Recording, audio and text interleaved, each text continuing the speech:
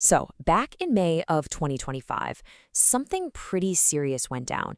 India and Pakistan, two rivals with nuclear weapons, got into their biggest fight in decades. I mean, this was a crisis that just blew past all the old red lines.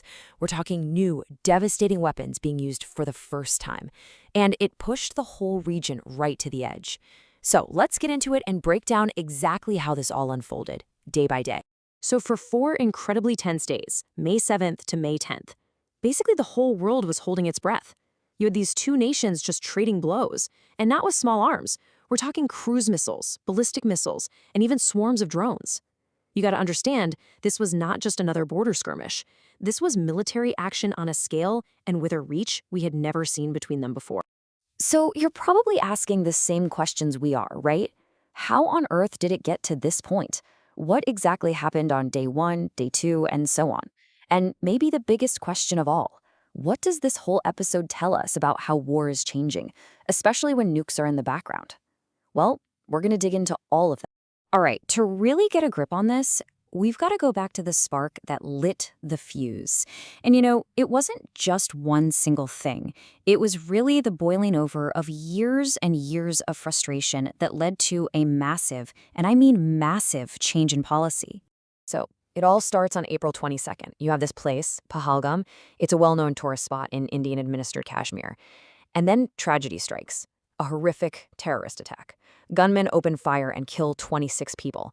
But here's the really chilling part. Eyewitnesses said the attackers were specifically singling out Hindu men. This wasn't random. It was a deeply provocative, communal act of violence. And this is where everything changes. India's reaction was a total break from the past. See, for decades, India had this policy they called strategic restraint. Basically, it meant taking hits and not hitting back too hard, all to avoid things spiraling out of control. But this attack? This was the final straw. All that pent-up frustration over what India saw as Pakistan's support for these militant groups, it just boiled over. And it led to a huge doctrinal shift, a move to what they started calling a more assertive new normal. And look, this policy shift didn't come out of nowhere. It's rooted in a really long, really painful history. I mean, just look at this timeline. The decades are just filled with conflict, right? You've got full-on wars in 47 and 71, the Kargil conflict in 99, and just countless terrorist attacks. This deep, deep frustration is the key to understanding why in 2025, India basically said, okay, that's it. Restraint is off the... Okay, so let's jump to the first day of the actual fighting, May 7th. This is where we see that new doctrine get put into practice for the first time. So India's response gets a code name, Operation Sindoor. And what was it? A series of cruise missile strikes on 9 alleged terror sites. But here's the really critical part. Some of these targets weren't near the border. They were in places like Muradkay and Bahawalpur, deep inside Pakistan's Punjab heartland. That was a huge strategic signal. And for the very first time, India unleashes its advanced BrahMos and Scalp-EG missiles against Pakistan. The message was crystal clear. Those old safe havens you thought we'd never touch, they're now fair game. But look, this wasn't all one-way traffic. Day 1 was definitely not a clean win for India. Pakistan immediately comes out and claims it shot down 6 Indian Air Force jets. India's response was, well, it was what you'd call a non-denial denial. They wouldn't confirm the losses, but they made it very clear that no pilots were lost. Still, this was a big military blow for India right out of the gate, and it kicked off this whole other battle, a war of misinformation that just exploded for the rest of the conflict. All right, so that brings us to the next phase of the conflict, and this is where a brand new and frankly pretty frightening element enters the picture for this region. We're talking about large-scale drone combat. So for the next 2 days, the whole thing basically turns into this back-and-forth drone duel. It's a real tit-for-tat cycle. Pakistan starts by launching what Indian officials called raids, just waves of drones trying to overwhelm and test India's air defenses. So what does India do? It responds with its own drone counterstrikes, going right after the Pakistani air defense radars and systems that were a threat to their jets.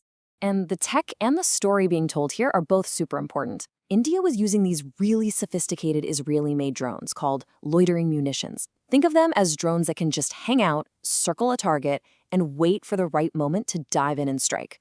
We're talking about things like the Harop and the Harpy. Now, at the same time, Pakistan is publicly saying we're not launching any drones. So just imagine if you're in Pakistan. You're being told India's attacks are totally unprovoked aggression, not retaliation. It just poured gasoline on the fire. All of this was just building and building, leading to a massive crescendo on the fourth and final day. This was a 24-hour period that pushed both countries right to the absolute brink. So on May 9th, something changes. The United States, which had been kind of watching from a distance, suddenly jumps in as an active mediator. So why the sudden change? Well, it turns out American officials got their hands on some alarming intelligence. That's their words. It pointed to a high probability for dramatic escalation. Now, we don't know the exact details, that's all classified, but the speculation is that it was about Pakistan getting ready to use ballistic missiles, or maybe, even scarier, changing its nuclear posture. Whatever it was, the threat was real enough for Washington to get on the phone fast. But before the diplomats could really get to work, India launched one last massive assault. This was its most powerful punch yet. A huge, coordinated attack on a whole bunch of high-value Pakistani military targets. We're talking major air bases like Nurkan, Sargodha, and Jacobabad, plus command centers, radar sites, the works. This was India's way of demonstrating what military folks call escalation dominance, basically proving they could turn up the heat in a way their opponent just couldn't match. So after that final, intense wave, a ceasefire was announced, brokered by the U.S. But the story doesn't end there. The fallout from those 4 days completely reshaped the strategic map in South Asia. And what it left behind was a really, really uneasy piece. So let's just take a second and recap how many lines were crossed here, how groundbreaking this really was. It was the first time ever that India used cruise missiles against Pakistan. It was the first real large-scale drone war between the two of them. And in that final retaliation, it was the first time Pakistan used conventional ballistic missiles on Indian soil. Every single one of those firsts sets a brand new and much more dangerous precedent for the future. And this wasn't just a regional story. It had global implications too. Why? Because this was the first major combat test for a bunch of modern Chinese weapon systems that Pakistan uses. So you can bet that militaries all over the world were watching very, very closely to see how the J-10 fighter, the long-range PL-15 missile, and the HQ-9 air defense system actually performed in a real fight. This was valuable intel on how these weapons hold up when the pressure is on. And underneath all the military action, there's a huge economic story here, especially for Pakistan. Just look at their federal budget. It's staggering. Nearly half of it, almost 47%, goes just to paying off debt. So when you throw a conflict like this on top of that, well, it puts incredible strain on an economy that's already on shaky ground. And that financial pressure almost certainly played a role in their decision-making and limited how long they could keep the fight going. So once the ceasefire takes hold, what happens? Well, in a classic move, both India and Pakistan immediately declare victory to their own people. The media on both sides, really fueled by a ton of misinformation, frames the whole thing as a huge win. And what that does is harden public opinion, making any kind of future compromise that much harder to achieve. And that's the bottom line, really. Even though the shooting stopped, nothing was actually solved. The ceasefire is incredibly fragile.